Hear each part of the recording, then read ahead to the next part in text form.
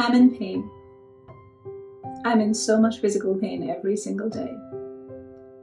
And I know it's an awful way to start the second part of my introduction, but if you've seen the first part of my sum of parts, I have shared the story of emotional pain. I have shared my struggles of being told that I could not be an artist, of living a life where I was going through the routine and it was a fine life, but I wasn't getting any joy out of it. And then when my daughter was born, everything changed. Art came into my life and has become such a deep part of it that is life as I know it now.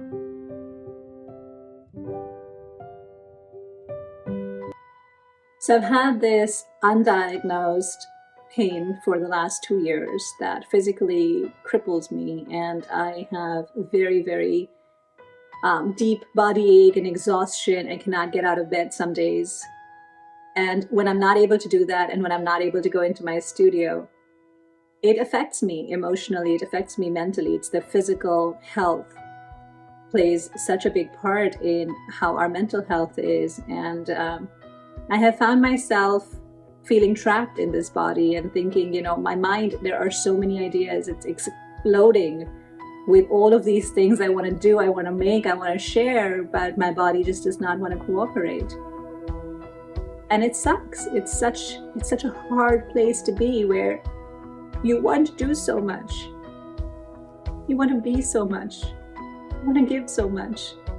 And you just can't. And when you look at me, it's not easy for you to identify that I'm in pain. And it's not because I'm masking it. It's not because I'm denying it. It's more because I want my life to be more than the pain that I experience every day. It's hard, as a mom, it's really, really hard to have your child see you perpetually tired and exhausted and not wanting to do anything fun. It's a lot of guilt, it's a lot of burden that I carry with me every day, but I also see that she is appreciating the fact that despite the pain, despite the discomfort, despite living like this with not having any answers, I'm still able to draw from within that power, that resilience, that desire to want to spread joy, to spread kindness, to spread happiness, because what else is there? At the end of the day, I won't deny it, there's so much thought of death in my mind, but I don't want to make this gloomy or depressing. It's just me saying to you that it's okay to feel that way. It's okay to be in pain, whether it's emotional or physical. It's okay to acknowledge it. It's okay to say, yes, this is what I'm feeling right now. This is hard. But then to take that and to use it to bring joy into someone else's life. There's nothing more powerful than that. And that is a driving force. It's a sense of purpose. It gives me that strength to wake up every morning and say, hey, I'm going to create something. And, it doesn't have to be complicated. What I'm realizing in my art journey is that your art is a form of self-expression, and it can be anything you want it to be. Absolutely anything you want it to be. It doesn't have to have any standards. It doesn't have to have any protocols that you need to follow. It doesn't have to have any rules. Just go do. Just go be. And you know what I've realized? I've realized that art is not a hobby for me. It's not my passion. It's the fuel that I need to keep living a good life. And when I say a good life, I mean a content life, a joyous life. A life where I feel I did something today that made me happy, that took me out of my head, that took me out of my body. It's almost like this transcendental experience where I can be lost in making something and forget that I have this physical pain. That is the power of art in my life. And it is not complicated. My art is not complicated. My art, it does not follow rules. It does not follow a set of protocols. I don't consult the color wheel. I think I've mentioned this before, because I don't see art as something I need to do to impress others.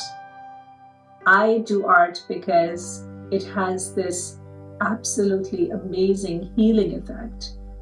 In many ways, it has rescued me. It continues to rescue me every single day. And when you take that complication out of art, when you make it simple, when you make it meditative almost, when you make it repetitive, it has the power to take away so much, and it also has the power to give you so much. You know, it's hard when you're in pain, physical pain, actual physical pain, and you are being told that it's either normal, or that you can pop a Tylenol or an ibuprofen or a Motrin and take care of it, or that you should just learn to live with it. None of those things are easy for a person who is in chronic pain. But I derive strength from that pain in doing my art, in making things that I can put my heart and soul into, and then handing it to someone, because that to me almost is like my legacy. And I feel like if I can do that and bring joy into someone else's life, then why not? And you know what the best part is? When you make art simple for yourself, and when you make art joyful for yourself, and when you make it a repetitive process for yourself, the ripple effect it has around you, it cannot be calculated. There is no measure for it. And in turn, that energy, that reverberation that you sent out, the vibration that you sent out, it reverberates, it comes back, it echoes, and it infuses you with energy. So I highly encourage you to take that pain and to make it into something beautiful. And if you are in pain, please know that you're not alone. You are seen, you are heard. And if there's ever a way for you to connect with someone else who is in pain, grab that lifeline. Those shared experiences really, really help, because it gives you a sense of belonging. It gives you a sense of not doing this all by yourself. And I have realized in handing out some of my gratitude tags, the stories we've shared, that I'm not alone. I'm not doing this by myself. And that gives me hope. So when I say make it simple, keep it simple, what I'm saying is take a canvas, take a piece of paper, take fabric, whatever it is that you have. Take whatever tools you have. Take whatever brushes, paints, pens, watercolors, inks. Make a mess. Make a mess in a way that brings you joy, not thinking about, when I share this on social media, will I get likes? When I show this to my friends, will they judge me? When I share this with my family, will they say, oh, okay, will they be indifferent to it? None of that matters. Honestly, none of that has ever mattered in the creation of any meaningful art. It has to provide meaning to you and you alone. That's it. So go ahead, make a mess. Draw some lines. There are days when I'm lying in bed and I cannot get down to my studio, and I always have a little diary, a journal, and I sketch. I recently found this book that had color in it already, and all you have to do is doodle in it. And so I do that. It's just making those repetitive marks. It's using your hands. It's making that synaptic connection go that takes you away from that pain, whether it's mental, emotional, physical, whatever it is. It helps you lose yourself. And therein lies the power of art. Therein lies the beauty of art. And therein lies just the joy of making art for no one but you, and you alone, because you matter. Why wouldn't you make art for yourself? Why do you have to make art for the masses? Why do you have to make art for anyone? Make art for you. Isn't that the most amazing feeling? The gift that you can give yourself is to make art for yourself, something that makes you happy in a very selfish way. If you haven't tried that, I highly encourage you to. The one thing, the one constant in my life that has taken me through the ups and downs, everything, It's just ever since my daughter was born, ever since I started painting with my hands, I have found that it has tremendous value. It brings so much light into my life. And as a result, when I hand out my art to other people in the form of gratitude tags, it brings joy and light into other people's lives. And what more can I ask for?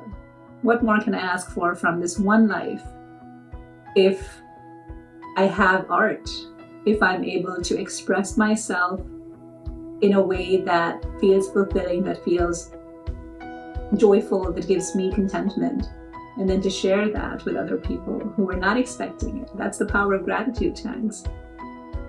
And when I'm not making gratitude tags, when I'm painting on a canvas, or I'm making an art journal entry, or I'm just doodling on a paper towel because I don't have anything else to doodle on, it's pointless, it's meaningless on the surface, it really is.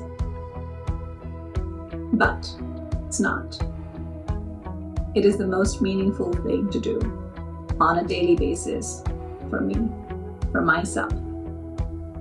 So I hope that this is not a Debbie Downer kind of video, as I share more insights about my personal journey and what draws me to art and what keeps me coming back to it.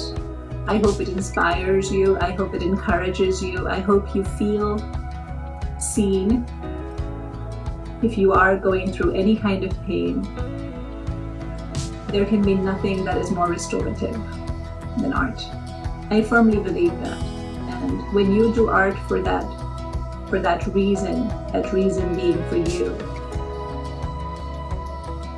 it takes on a completely different dimension. It becomes so much more powerful than I think any medicine that exists. So see this as a way of me encouraging you to do something selfish for a change. As women, we don't normally do anything selfish. We're almost always giving off ourselves to others. So put yourself first. Think of it as a form of self-care, and that is my secret to happiness, really. I might be in a lot of pain every day, but what makes me smile, what keeps me going, is that I make art, I have fun, and I repeat. That's it. Make art, have fun, repeat. So go for it. Make some art and have some fun and keep doing it in repeat mode.